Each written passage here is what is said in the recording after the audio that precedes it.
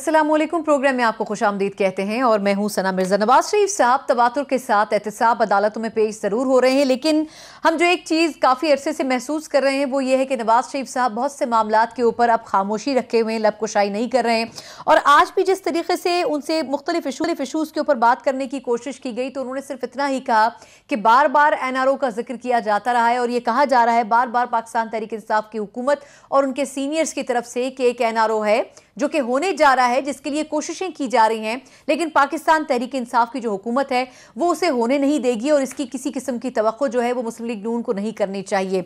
बिलाखिर नवाज शरीफ साहब को भी आज खुलकर ये कहना पड़ रहा है कि ना तो NRO उनसे कोई मांग रहा है यानी कि पाकिस्तान तहरीक इंसाफ से, और ना ही उनकी तरफ से किसी ने भी राब्ता किया है।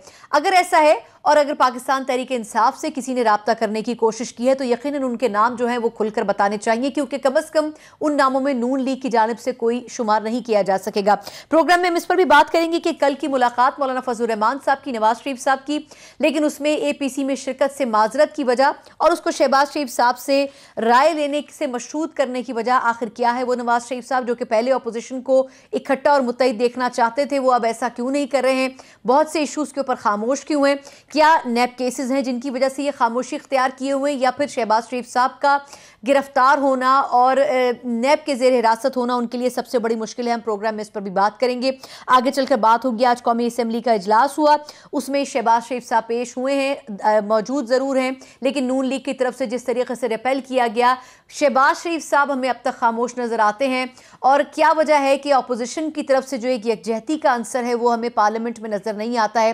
पीपल्स पार्टी देर से सही लेकिन अब कोशिशें ज़रूर कर रही है कि APC की सूरत में अपोजिशन सारी की सारी इकट्ठी हो, लेकिन वो कोशिशें लगता नहीं है कि कामयाब होंगी। और प्रोग्राम के आखिर में हम बात करेंगे IG इस्लामाबाद एक और कंट्रोवर्सी चाहे ना चाहते हुए पाकिस्तान तहरीक इंसाफ की हुकूमत क्रिएट कर चुकी है। पहले DPO तबादला केस होना, फिर IG पंजाब की तब्दीली होना और अब IG इस्लामाबाद की तब्दीली होना। तीनों में जो वाइब्स आ रही हैं वो यही आ रही हैं कि बेसिकली कोशिशें ये की गई कि सियासतदानों या फिर सियासी जमातों के जो लोग हैं उनके या कम अज़ कम ब्यूरोक्रेसी को अपने मातहत करने की जो कोशिश है, अगर इसमें सदाकत नज़र आती है तो यकीनन PTI भी उसी रिवायत पर चल रही है जिस पर माजी की हुकूमतें चलती रही हैं।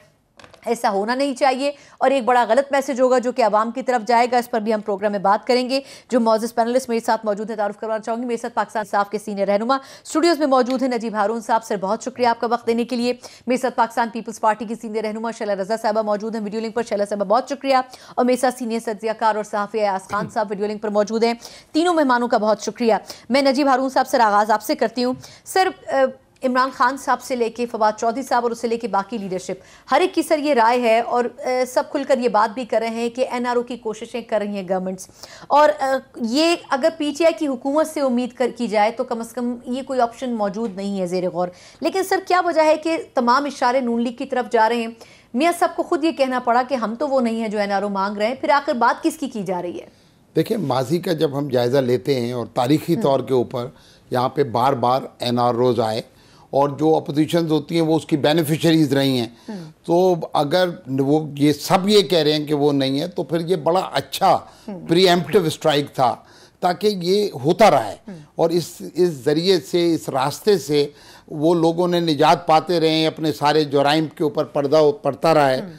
तो ये मैं समझता हूँ कि अगर वो ये कह रहे हैं कि वो नहीं मांग रहे तो ये भी अच्छा है, और अगर PTI ये कह रही है कि NRO नहीं देंगे ये भी अच्छा है, क्योंकि हमें देखना ये है कि पाकिस्तान के लिए NRO मांग कौन रहा है? मेरा क्वेश्चन ये PTI तो ये कह रही है कि NRO मांगा जा रहा है, यानी मुझे स्पेसिफिक तो नहीं पता कि मैं किसी का नाम ले सकूं, लेकिन इमरान खान साहब ने ये बारहा कहा और बहुत ही शदोमत के साथ कहा, तो यकीनन इस तरह के चैनल्स खुले होंगे। आई कांट से कि एनी पर्टिकुलर, लेकिन वो इशारा नून लीग की तरफ ही कर रहे हैं, इसमें तो क्लैरिटी है ना? मेरा ख्याल के अंदर जो सबसे ज़्यादा इस वक्त ज़रूरत है वो नून लीग ही को ज़रूरत है कि इस कुछ NRO मिले, कोई रास्ता मिले कुछ।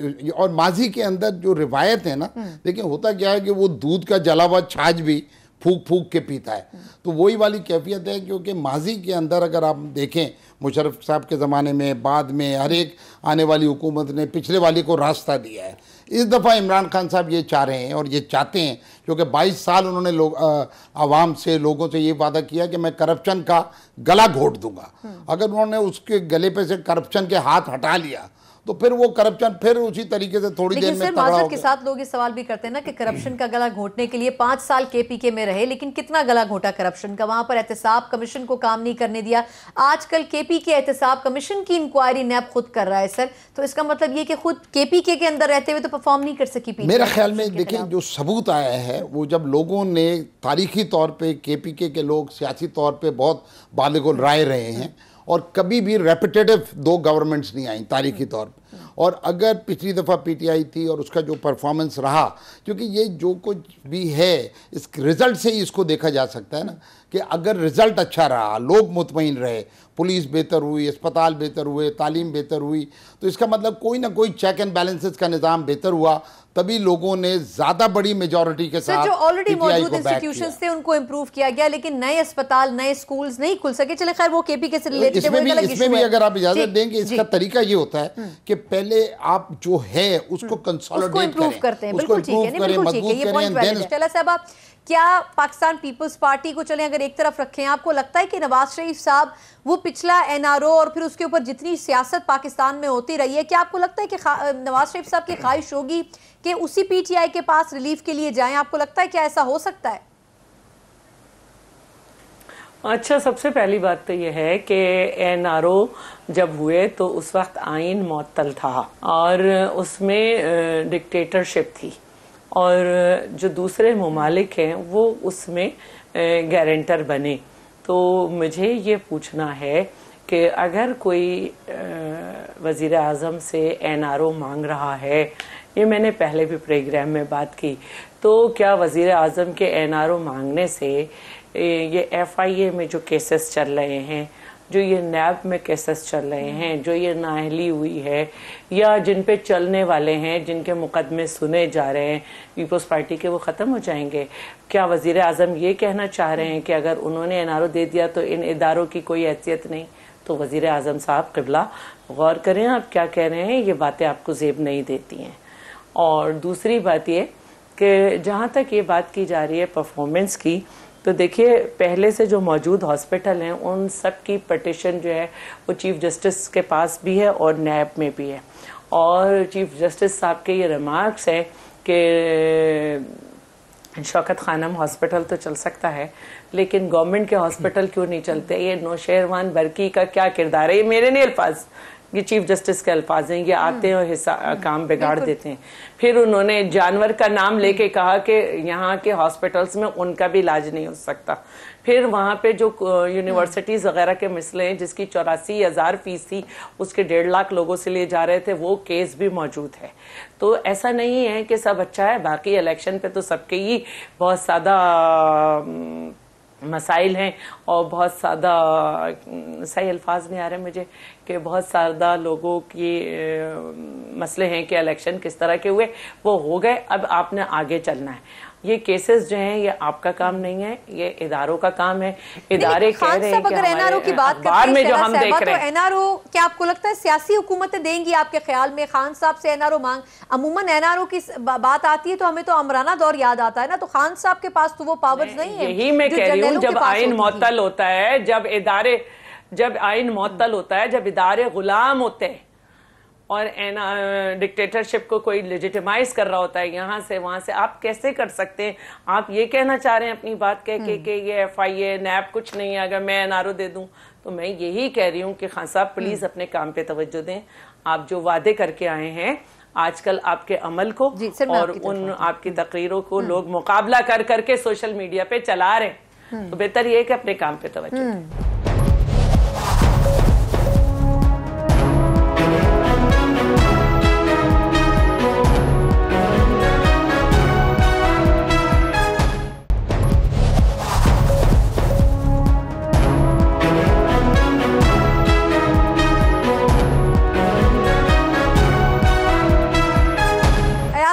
सर, आपके ख्याल में नवाज शरीफ साहब को एनआरओ मिलने का कोई ऑप्शन भी है? और दूसरा, आपको लगता है कि जितनी तनकीद उनके ऊपर पिछले दौर में पीटीआई करती रही है वो उन्हीं खान साहब के दरवाजे पे जाएंगे?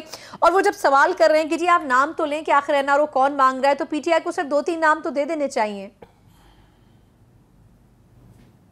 देखिए, आजकल सियासत पे बहुत सी चीजें सोशल मीडिया ड्रिवन है अब डिबेट एक सोशल मीडिया पे शुरू होती है और उसके बाद उसका सब मेरे ख्याल में शिकार हो जाते हैं। नवाज शरीफ साहब चूंकि खामोश थे काफी अरसे से, और पहले ये तासुर दिया जा रहा था कि वो बेगम कुलसूम नवाज साहबा के चेलम तक खामोश रहेंगे, वो और मरियम नवाज साहबा, वो भी खामोशी से गुजर गया और उसके बाद भी वो खामोश रहे, उन्होंने बात नहीं की।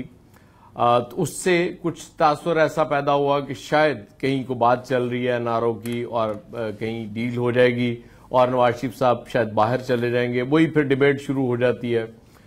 लास्ट वीक मुझे याद है शेख रशीद साहब लाहौर तशरीफ लाए हुए थे, तो एक तकरीब में वहां मैं मौजूद था और वो बात कर रहे थे कि जी वो तो मिन्नतें कर रहे हैं किसी तरीके से हम निकल जाएं यहां से, और देखें अब किसी ने और ने फैसला करना है इसका होगा या नहीं होगा।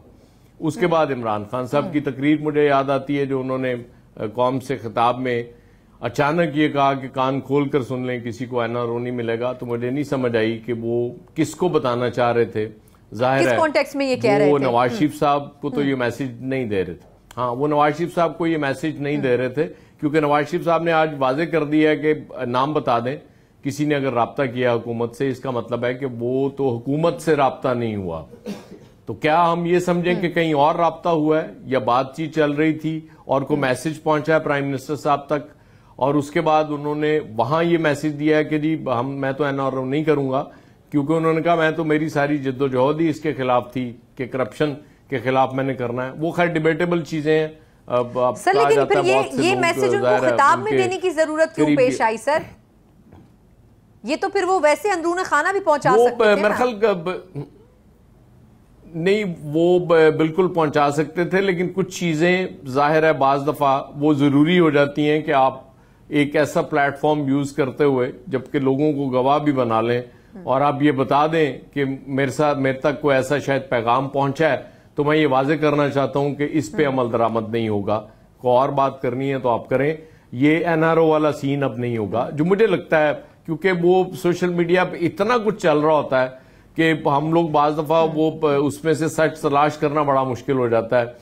प्रोपेगेंडा चूंकि बहुत ज्यादा होता है और कोई एक पार्टी नहीं कर रही होती, बहुत सी पार्टीज कर रही होती हैं।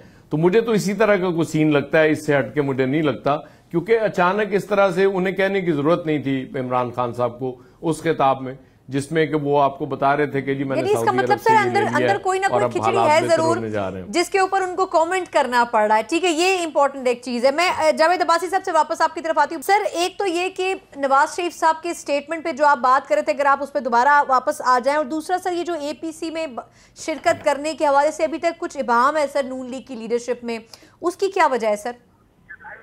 तो मैं कह रहा था कि ये जो बार बार इमरान खान साहब बातें करते हैं नारों की और उनकी जमात बात करती है, ये इसलिए कर रहे हैं कि रियल इशू से हो गया जाना चाहते हैं, जो इन्होंने महंगाई की है, जो IMF के पास है, जो यहाँ पर। अच्छा, मुझे अगर एपीसी के ऊपर सर क्विकली कमेंट दे दें आप। एपीसी में शिरकत में अभी तक क्लैरिटी क्यों नहीं है सर कि आया शरीक होंगे नहीं होंगे? कोई चीजें होती है जब आगे बढ़ती है, जो आगे बढ़ रही है, लीडरशिप आपस मिल रही है, बैठ रही है, और इंशाल्लाह वक्त आ जाएगा कि आपस में बैठ कर बात करेंगे। आज भी मेरा ख्याल है मैं पहले की तरह फिर तो आपके साथ रिपीट कर रहा हूँ कि हुकूमत को धरना नहीं चाहिए। अपोजिशन बाहर भी बैठेगी, अपोजिशन पार्लियामेंट के अंदर भी बैठेगी, अपोजिशन आज होगा। जो इनकी पॉलिसीज है, जो अवाम कुछ पॉलिसीज है, जहाँ पाकिस्तान का नुकसान होगा, पाकिस्तान के अवाम का नुकसान होगा, उस पर जरूर बात बिल्कुल ठीक है, बिल्कुल ठीक है। लेकिन उनकी हुकूमत को जा रहा है, उनको खाना चाह रहा है। बिल्कुल ठीक है जावेद अब्बासी साहब, सर बहुत शुक्रिया, बहुत शुक्रिया सर। नजीब हारून सर, मुझे ब्रेक से पहले जरा क्विकली आपका कमेंट चाहिए सर। अगर एपीसी होती है तो ऑपोजिशन अगर मिल जाती है तो सर पीटीआई के लिए कुछ आपको लगता है कि कोई फर्क पड़ेगा पीटीआई की गवर्नमेंट को? मैं समझता हूँ कि खुशाइंद है। देखें, ये मुल्क ने अगर तरक्की करनी है तो अपोजिशन तगड़ी होगी तो हुकूमत को ऑन इट्स टोज रहना पड़ेगा, परफॉर्म करना पड़ेगा, चीज़ों की जवाबदारी हमें देखना ये है इस दफ़ा इंशाअल्लाह ताला। और इमरान खान साहब का जज्बा और नीयत भी है कि इस दफ़ा पाकिस्तान बेनिफिशरी हो, पीटीआई बेनिफिशरी हो जाए, पीपल्स पार्टी को एनआरओ मिल जाए, उनके 20 85 केसेस ख़त्म हो जाए। जो डिक्टेटर की अभी बात हो रही थी, डिक्टेटर ने तो चलो अपनी हुकूमत को तूल देने के लिए दिया, उसके बेनिफिशरीज कौन थे? वो तो पूरी की पूरी पीपल्स पार्टी थी और नून लीग थी। पीपल्स पार्टी ये कहती है सर कि वो तमाम केसेस एनआरओ तो आपको पता है कुछ साल पहले ऑब्सोलीट कर दिया था, फिर बाद में कोर्ट ने हुआ, लेकिन पीपल्स पार्टी कहती है कि वो सारे केसेस फिर खुल गए। अच्छा, लेकिन उस वक्त तो उन्होंने कबूल किया, जान छोड़ाई, मामलात किए और सारा कुछ एडजस्टमेंट किया ना। तो इस दफ़ा मेरे ख्याल में जैसे मैंने कहा कि दूध का जला हुआ छाछ भी फूक फूक के पीता है, क्योंकि माजी इतना ख़राब है, ट्रैक रिकॉर्ड इतना ख़राब है, और माजी के अंदर इस तरीके से हर जुर्म के ऊपर दूसरे वाले ने पिछले वाले के पर्दा डाला, अपने जराइम किए, जब वो आया उसने पिछले वाले के पर्दा डाला। तो इस दफ़ा ये हो सकता है कि एक ये प्रीएम्प्टिव रहा हो कि अगर एनआरओ बिल्कुल की बात ही इस मुल्क में ख़त्म हो जाए, कल को पीटीआई का दौर भी जब ख़त्म हो तो उसको भी ना मिले, किसी को भी ना मिले, ताकि लोग हम एज अ नेशन हमारी क़यादत बिहेव करना शुरू करें और मुल्क के माल को, मुल्क की दौलत को, मुल्क के ख़जाने को एक अमानतन और इक़्तिदार को एक जिम्मेदारी समझा जाए। ये बादशाहत की तरह जो मुल्क चला ना, वो बड़ा खौफनाक था जो पिछला चला। और वही दवा, वही डॉक्टर, वही दवा, वही डॉक्टर, मरीज की हालत बिगड़ती गई। सर लेकिन डॉक्टर नहीं, लेकिन बाकी स्टाफ जो लेके आए हैं, इस दफा डॉक्टर भी बदला है और दवा भी बदली है। सर बाकी सारा स्टाफ वही है सर, वही काफ लीग के पुराने लोग, वही मुशर्रफ साहब के पुराने लोग, सारा स्टाफ वही है। डॉक्टर बदला है, दवा बदली है, और चलिए सारी जिम्मेदारी आपने डॉक्टर के रिजल्ट देखने का थोड़ा सा सब्र से रिजल्ट एक छोटा सा वक्फा मुझे लेने दें। चले अच्छी बात है अगर खान साहब खुद लीड कर सकते हैं टीम को, चले वही पुरानी टीम हो, वही पुराने चेहरे हो, लेकिन तब्दीली की जो बात है 100 दिन खत्म होने में ज्यादा दिन बाकी नहीं रह गए हैं, यकीनन वक्त बताएगा। और दूसरा जहां अपोजिशन की बात की है तो आज जरा कौमी असेंबली के इजलास की भी बात करेंगे, उसमें शहबाज शरीफ साहब और जरदारी साहब उतने करीब तो नजर नहीं आए, लेकिन उन दोनों के चेहरों के ऊपर बड़ी मायने खेज मुस्कुराहट भी थी और लगता यह था कि अंदरूने खाना दोनों पार्टीज के दरमियान कोई म्यूचुअल अंडरस्टैंडिंग जरूर मौजूद है। क्या वाकई ऐसा है या फिर नहीं, इस पर भी बात करेंगे। एक ब्रेक के बाद हमारे साथ रहिएगा।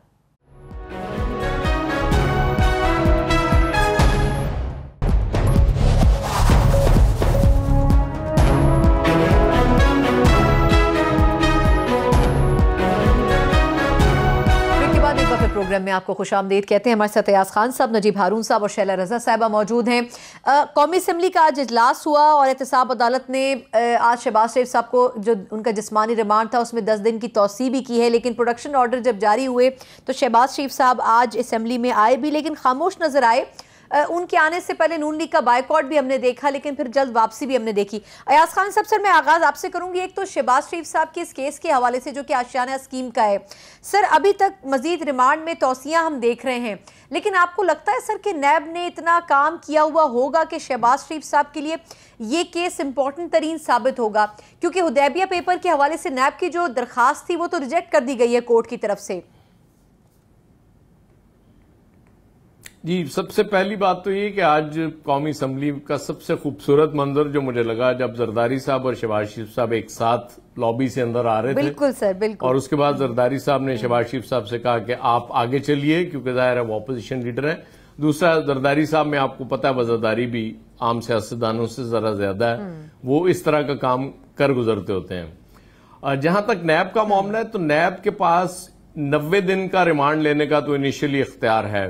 नॉर्मली जो मुलजिम नैब की कस्टडी में आते हैं वो 90 दिन का रिमांड उनको वक्फों से मिल जाया करता है, तो वो उसमें तो भी खासा टाइम है। शहबाज शरीफ साहब वो 90 दिन के रिमांड में, अब नैब ने इतनी तैयारी की है नहीं की, जाहिर है मैं इस पे कमेंट कर नहीं सकता क्योंकि मैंने वो सारी चीजें देखी नहीं है जो उन्होंने तैयार की हुई हैं। लेकिन किसी ऑपोजिशन लीडर, स्पेशली जो नेशनल असेंबली में आपका ऑपोजिशन लीडर हो, उसको गिरफ्तार कर लेना और बगैर तैयारी के गिरफ्तार कर लेना, और कुछ भी अगर आपके पास नहीं है तो फिर उसके बाद तो मेरा ख्याल नैब को बंद कर देना चाहिए, नैब को कुछ और को दूध शूद बेचना चाहिए, फिर ये काम नहीं करना चाहिए।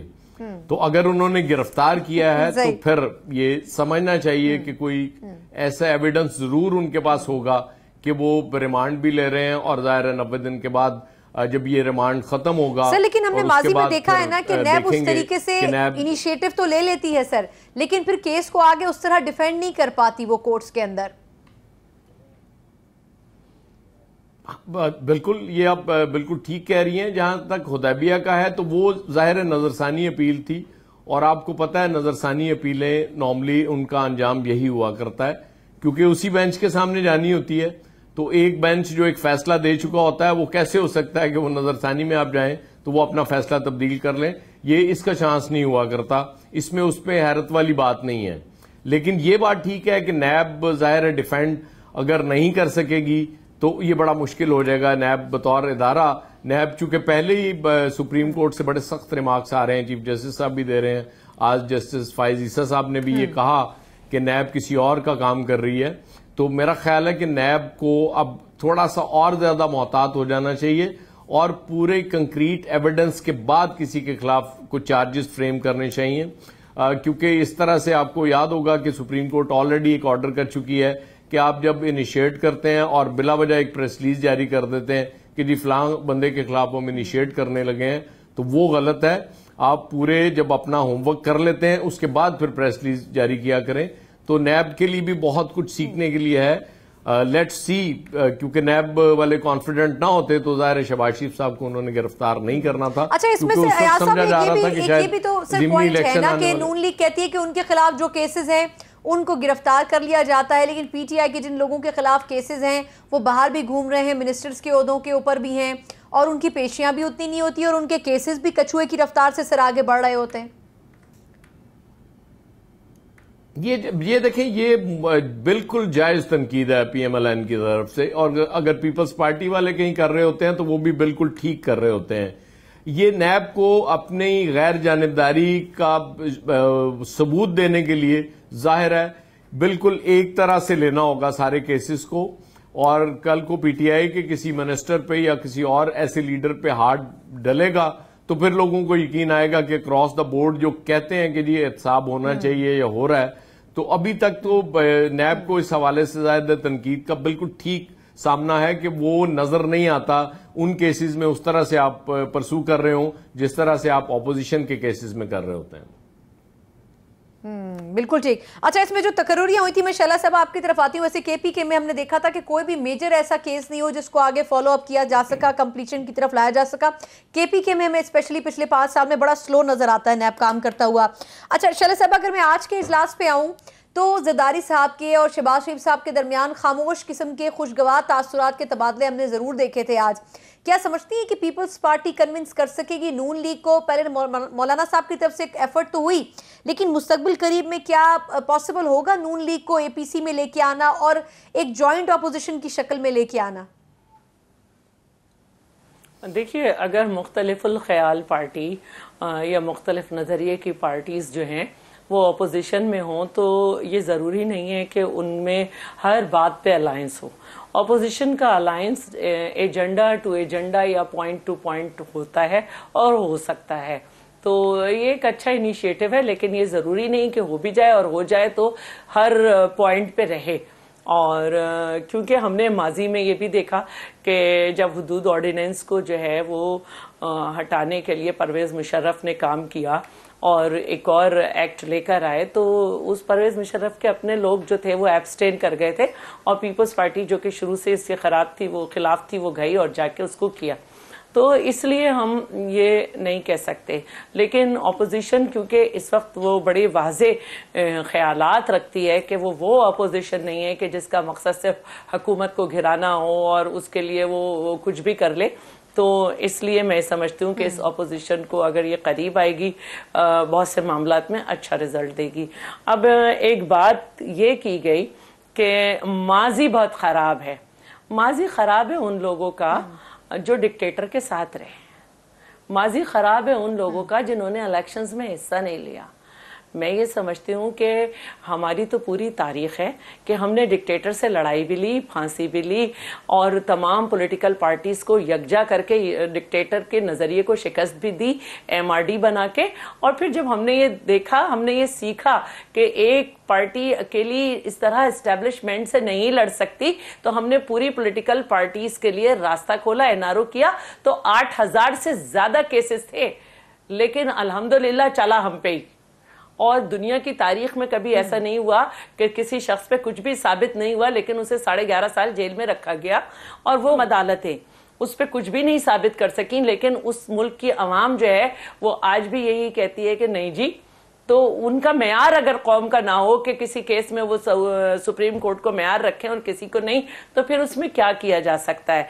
जहां तक बात है तो मैं समझती हूं कि बादशाहत तो ये है कि मेरी बात ना मानी जाए तो मैं खड़े खड़े ऑफिसर्स के तबादले कर दूं, ना इतवार देखूं, ना रिटन ऑर्डर निकालूं। बादशाहत तो ये है कि मैं जो हूं करनी है बादशाह साहब आखिरी से मेरा एक मिनट नहीं, क्योंकि इसमें बात हुई है ना तो मैं कर बादलों पे हमने आखिर में बात करनी है, इसमें बात हुई है।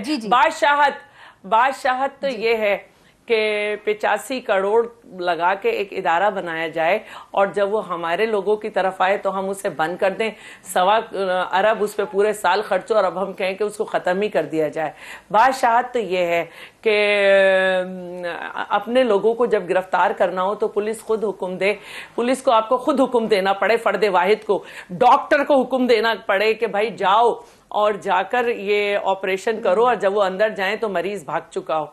और अगर देखनी है डिक्टेटरशिप तो डिक्टेटरशिप ये है कि मेरी हुकूमत हो और एक शख्स ये कहे कि कुरान पे हाथ रख के सुप्रीम कोर्ट में कि मेरे पास सारे सबूत मौजूद हैं, सारे सबूत, एक बस आखिरी जुमला, सारे सबूत मौजूद हैं और फिर वो कभी भी अदालत में न जाए और वजीर जेल में रहे। और वो शख्स था आजम सवाती, जिसकी वजह से आज जो है वो इस्लामाबाद का आईजी जो है वो खड़ा हुआ है। आजम सवाती साहब के बारे में सबको पता है कहां से आए हैं, उसके बाद पीटीआई में आने के बाद भी वो क्रेडिट लेते हैं बहुत सी चीजों का। मुझे वापस उसी सवाल पे आती हूं, क्या पीपल्स पार्टी नून लीग ने बड़ी कोशिशें की पिछले 2 माह में कि पीपल्स पार्टी को साथ कर सके, नहीं हुई, फिर सुना कि केसेस हो रहे हैं, पीपल्स पार्टी को भी जरूरत है, जरदारी साहब को कहना पड़ा कि जी एक मुत्तफिका करारदाद आनी चाहिए हुकूमत के खिलाफ, हो सकता है ये बात वोट ऑफ नो कॉन्फिडेंस तक चली जाए। क्या पीपल्स पार्टी नून लीग को मजबूर कर सकेगी, मना सकेगी? मौलाना साहब तो फेल हो गए मनाने में। अच्छा देखिए, जहां तक केसेस का होना है तो ये वही केसेस हैं जो नवाज शरीफ के दौर में हुए। उस वक्त पीपल्स पार्टी ने उनके आगे नहीं किया और 11.5 साल जिंदगी के बहुत होते हैं। नवाज शरीफ साहब के तो खुद खिलाफ जो केसेस थे वो उन्हीं के दौर में हुए। नवाज शरीफ साहब तो ये कह रहे हैं। देखिए अभी तो ये केसेस हुए हैं जो 2014 में बंद हो चुके, फिर खुल जाए, कोई बात नहीं, लोगों को शौक है मलाइन करने का। असल बात यह है कि मैंने जब ये बात कही थी तो जवाब उसमें आ गया था कि हमने एमआरडी बनाई थी ज़ियाउल हक के खिलाफ, और वो ये मेडिसिन वो है जो इस्टेब्लिशमेंट हमारे खिलाफ इस्तेमाल करती रही है पॉलिटिकल पार्टीज के। तो हमने जब भी जाना है पॉलिटिकल पार्टीज के पास जाना है, किसी डिक्टेटर के पास नहीं जाना कि हम उसके एजेंट बन जाएं, उसके लोगों को देखें, उसकी बातों पे चलें और उसके बाद कहें हम जद्दोजहद कर रहे थे। नहीं, हमें कन्फर्ट करना है। तो अभी भी अगर हम ये समझते हैं कि कहीं मुल्क में गलत पॉलिसीज हैं, हम अगर ये समझते हैं तो हमें देखना पड़ेगा कि एनआरओ कहाँ हो रहा है। एनआरओ दुनिया के लेवल पे तो नहीं हो रहा कि पूरी दुनिया के जो दहशतगर्द हैं, जिन्होंने दहशत फैलाई, हम उन्हें तो छोड़ दें, लेकिन अपने मुल्क के जो लोग हैं जिनके ऊपर ये बिल्कुल साबित है कि मुख्तलिफ अदवार में इस्टेब्लिशमेंट ने उन पे मुकदमे बनाए, हम वो खोलते रहें, तो ये चीजों को भी मुंह बंद नहीं किया जाएगा इस पे। यानी आपको लगता है कि कुछ ये आप मुझे क्लियर जवाब नहीं मिल सका कि नून लीग को पीपल्स पार्टी कन्विंस कर सकेगी, नहीं कर सकेगी। नजीब हारून साहब सर, शहबाज शरीफ साहब करेंगे, पूरी पॉलिटिकल पार्टीज को कन्विंस करेंगे, हम पूरी पॉलिटिकल पार्टीज को कन्विंस करेंगे कि हुकूमत की जो पॉलिसीज हैं गलत, उस पे एक आवाज उठाए। बिल्कुल ठीक शाला साहबा, बिल्कुल ठीक पॉइंट आ गया कि जो एजेंडा बेस्ड इशू है उस पे जरूर कोशिशें की जाएगी। सर, शहबाज शरीफ साहब कहते हैं जी मेरा रिमांड पर रिमांड बढ़ाया जा रहा है, मुझे सीरियस किस्म की बीमारियां भी हैं, मुझे मेरी फैमिली से भी मिलने नहीं दिया जा रहा। तो क्या वजह है कि नैब कुछ केसेस में बड़े मोर इफेक्टिवली काम कर रही है या ओवर इफेक्टिवली काम कर रही है, लेकिन कुछ केसेस में उसको याद ही नहीं है। 10 माह से हेलीकॉप्टर पे केस है, पेंडिंग पड़ा हुआ है केपीके में, इसके अलावा भी दीगर केसेस हैं, खटक साहब के हवाले से भी है, दीगर वुज़रा के हवाले से भी है, उनके ऊपर उस स्पीड से काम क्यों नहीं हो पा रहा? मैं इसका जवाब देता हूँ, लेकिन मैं एक बात पे इसरार करता हूँ, जब तक हम और हमारे सियासतदान और हमारी सियासी पार्टियां और ख़ासतौर से वो पार्टियां जो माजी करीब में इक़्तिदार में रही हैं, शर्मसार नहीं होंगे ना माजी के ऊपर, क्योंकि ये 11.5 साल जेल और कुछ सबूत नहीं, गवाह जो है डराए गए, धमकाए गए, मरवाए गए, प्रोसिक्यूशन को ख़रीदा गया, कत्ल हुए, ये क्या तारीख है।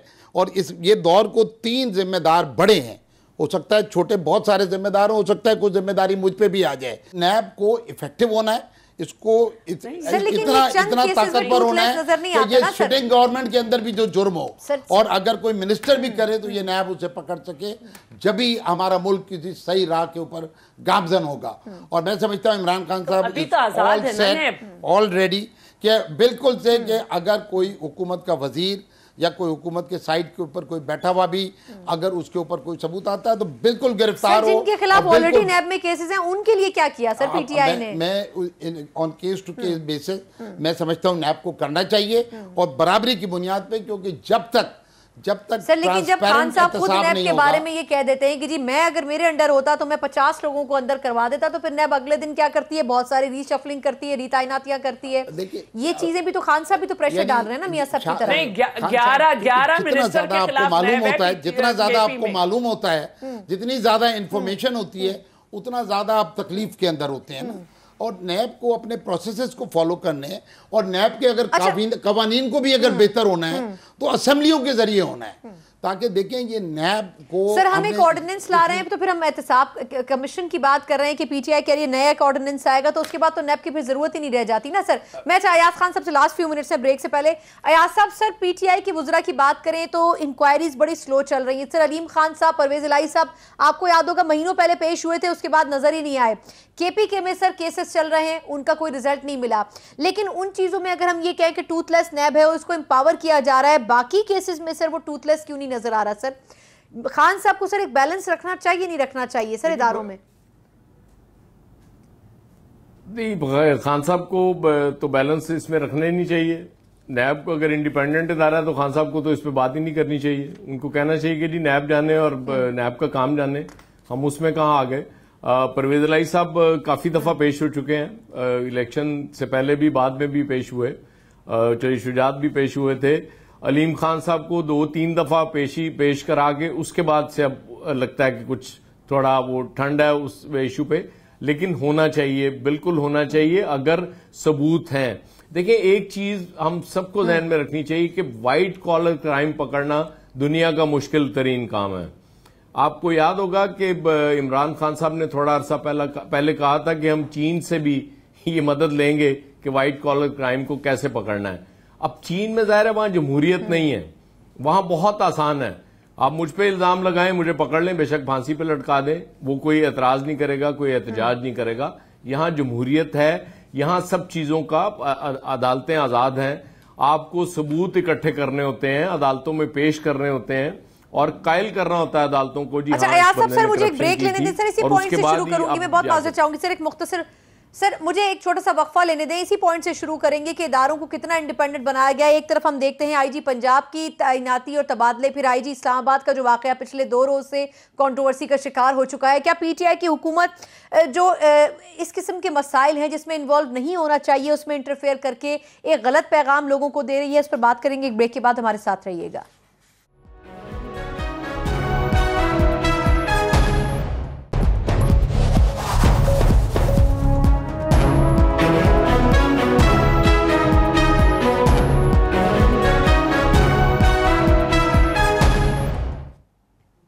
ब्रेक के बाद एक बार फिर प्रोग्राम में आपको खुशामदीद कहते हैं। यास खान साहब सर बात उस वक्त कंप्लीट नहीं हो सकी थी, एक बात आप कर रहे थे कि इंडिपेंडेंटली होना चाहिए इदारों को। सर दूसरा ये जो आईजी इस्लामाबाद की तब्दीली का मामला हुआ उसके बाद डिबेट वहीं से शुरू हो गई कि डीपीओ पाकपतन का पहले तबादला होना, फिर आईजी पंजाब का होना, अब आईजी इस्लामाबाद का होना। तमाम जो डिसीजंस हैं उसके पीछे मुबैना तौर पर यह कहानी आती है कि सियासी तौर पर इन्वॉल्वमेंट जब सामने आई तो इन लोगों ने रिपेल किया। सर पीटीआई क्या सही ट्रैक पर चल रही है आपके ख्याल में इस किस्म के इशूज में? देखिए इशू ये था कि आईजी से आप नाराज हैं, बिल्कुल नाराज होंगे, लेकिन उसको तब्दील करने का एक तो सबसे पहली बात तो ये कि एक तरीका होता है। आप छुट्टी वाले दिन एक फोन कॉल पे, एक मैसेज पे तब्दील नहीं कर सकते, आप वो फॉलो करें। और दूसरी बात यह है कि जब नया पाकिस्तान हमारे सामने जब कहा गया था कि एक नया पाकिस्तान बनने जा रहा है, तो नए पाकिस्तान में मैं चाहता हूं मेरा आईजी तब्दील हो, लेकिन उस वक्त तब्दील हो जब वो एक आम आदमी के साथ ज्यादती करे।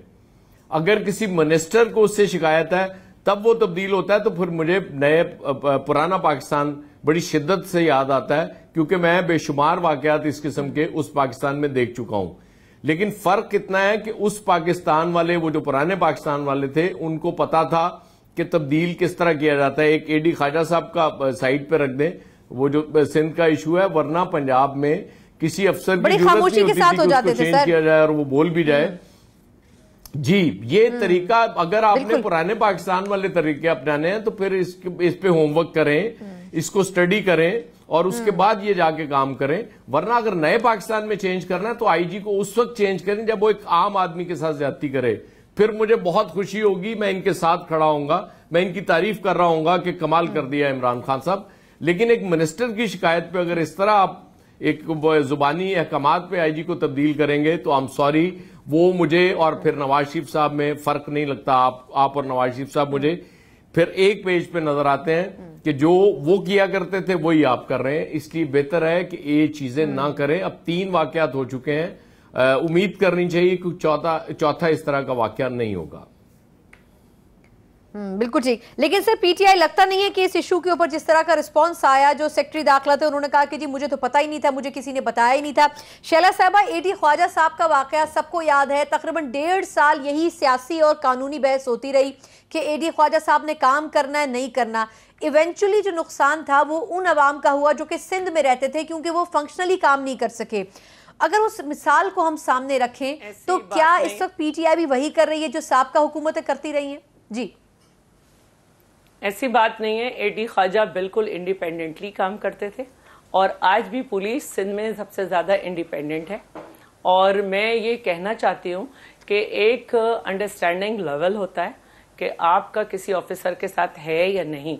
जब मिनिस्टर इंसान बनता है, किसी डिपार्टमेंट में जाता है, तो वो ये समझता है कि मैं इस सेक्रेटरी के साथ नहीं चल सकूंगा, इस डायरेक्टर के साथ नहीं चल सकूंगा, तो वो उसको चेंज कर सकता है। तो ऐसी बात नहीं थी कि उनको किसी काम से रोका जाए। 18,000 से ज़्यादा जो पुलिस थी, पीसी, वो एडी ख्वाजा के ज़माने में गवर्नमेंट की पॉलिसी थी कि एनटीएस के थ्रू हो, और 3,000 जो पुलिस थे उनको फौज से ट्रेनिंग गवर्नमेंट की पॉलिसी थी। और ये इंडिपेंडेंटली हुआ कि एडी ख्वाजा ने कभी ये शिकायत नहीं की कि मेरे किसी काम में पुलिस ने इंटरफेयर किया। हाँ, एक अंडरस्टैंडिंग लेवल था जो नहीं डेवलप हो रहा था, नहीं हो तो इसके लिए बदला जा सकता था। लेकिन हम जिस तरह देखते हैं कि नासिर दुरानी ने आके एहतजाज किया, क्या हुआ वो एक अलग है। अच्छा, मैं एक बात जरूर कहना चाहती हूँ, बहुत बड़े बड़े बोल रहे हैं, अल्लाह ना करे कि हम पॉलिटिकल पार्टीज को शर्मिंदगी हो। शर्मिंदगी उन्हें होनी चाहिए जो डिक्टेटर के पोलिंग एजेंट रहे। शर्मिंदगी होनी चाहिए उन्हें जिनके लिए डिक्टेटर ने लिखा कि हमारा और उनका झगड़ा ये था कि वो हमसे इतने नेशनल असेंबली की सीट मांगते थे, हमने उन्हें इतनी दी। शर्मिंदगी तो उनको होनी चाहिए। भुट्टो साहब की रूह जो है वो कब्र के अंदर तड़प जाएगी। पार्टीज का रास्ता खोला है। भुट्टो साहब ने भी जो है वो चैलेंज की, अपनी पार्टी बनाई और सबसे पहले डिक्टेटर को जो है वो किया। जी बिल्कुल, उस वक्त जो थी वो डिक्टेटरशिप थी, उन्होंने उसको ज्वाइन किया। लेकिन बहुत, मैं अपनी बात कर लूं, फिर उसके बाद सबसे पहले उनको ललकारा। जी बिल्कुल, किसी गलत माशरे का, किसी गलत माशरे में, किसी गलत माशरे में पैदा होना जुर्म नहीं है, उसमें सांस लेते रहना जुर्म है। वो पहला आदमी था जिसने टक्कर ली मार्शल्ला से और उसने अपने आप को साबित किया। और सबसे पहले बेगम नवाज शरीफ साहब की भी हिस्ट्री यही रही है। लेकिन लास्ट फ्यू मिनट्स मेरे पास, मैं ये समझता हूँ कि जो अयाज खान साहब ने ख्यालात का इजहार किया, मैं उससे एग्री करता हूँ और मैं ये उम्मीद करता हूँ कि शायद ये आखिरी दफा हो कि जो इस तरह की कंट्रोवर्सी हो। लेकिन सर आप समझते हैं कि ये गलत फैसला था? खान साहब को खुद इंटरवीन करके, ऐसी चीजें ना हो तो बहुत ज्यादा अच्छा है। हर चीज का बैकग्राउंड कुछ ना कुछ तो होता है, लेकिन मैं समझता हूँ कि government has to adjust to thing और ये कंट्रोवर्सी ना हो। और जो प्रोफेशनल हैं, जो असाइनमेंट्स में हैं, वो अपने परफॉर्मेंस दें। और जब परफॉर्मेंस ना दें और जो आम आदमी के लिए उनके परफॉर्मेंस यानी उस मयार का ना हो, तो उनको जरूर हटाया जाए। बिल्कुल ठीक। तीनों मेहमानों का बहुत शुक्रिया। जहां पाकिस्तान तहरीक इंसाफ की पिछली गलतियों को भी सामने रखते हुए लोग उम्मीद करते थे कि शायद अब ये गलती ना दोहराई जाए। इस्लामाबाद के आईजी की तब्दीली, जिसको आज कोर्ट ने इंटरवीन करके ना सिर्फ उस फैसले को मुअत्तल किया बल्कि दोबारा आईजी इस्लामाबाद को कहा है कि अपना जो ओहदे का चार्ज है वो भी संभालें वापस और अपने उमूर भी जारी रखें। लेकिन ये कोई अच्छी एग्जाम्पल्स नहीं सेट कर रहा है और पीटीआई की गवर्नमेंट को, जिसको मुश्किल से 2-2.5 माह हुए, उन्हें ऐसी एग्जाम्पल्स को खत्म करना पड़ेगा जो कि माजी में अमूमी सियासत का पाकिस्तानी हिस्सा रही हैं। प्रोग्राम का वक्त खत्म होता है, मुझे इजाजत दीजिए। अल्लाह हाफिज।